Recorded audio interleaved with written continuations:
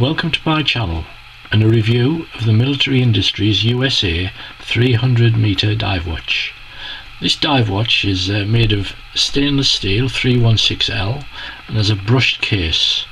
The diameter of the case across the bezel is 42mm. It has 20mm lugs. The depth of the watch is 13.7mm and lug to lug it's 49mm. Now this is just a good size for me. I have a 7.5 inch wrist and I find that anything over 42mm is just too big, and it appears too big on my wrist certainly, and probably on a lot of others as well. It's also fitted with a screw down crown. Now unusually this screw down crown is very good in its operation. It's easy to unscrew, and when you want to tighten it, it works beautifully, unlike a lot of dive watches which the screw down crown can be a bit problematic. Anyhow, I've had it about 3 months. It's been reliable and I've found it good value for money, particularly with it being quartz. Of course, it's very accurate and reliable.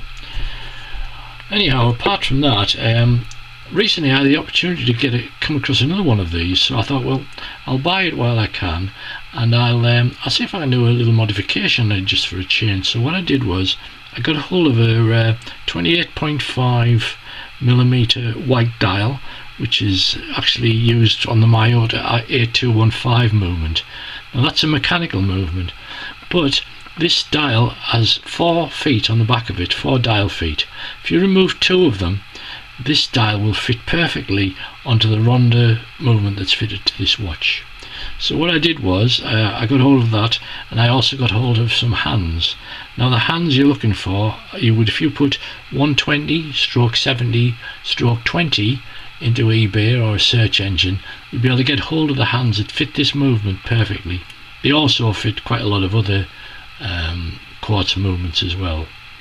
Now this watch came with a couple of NATO straps. Now to be honest, I'm not a great fan of NATO straps, but I decided to put it on a rubber strap that I managed to get.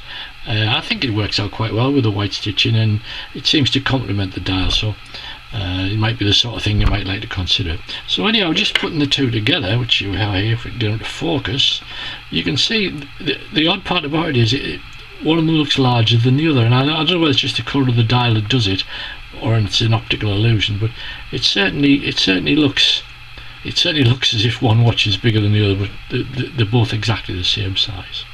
Anyhow, having said that, that's the review of the watch. I found it satisfactory. It seems good value for money to me, and it's a good way to get into the dive watch without spending a fortune, particularly if you're happy with quartz. Anyhow, that's the review. Thanks very much for watching.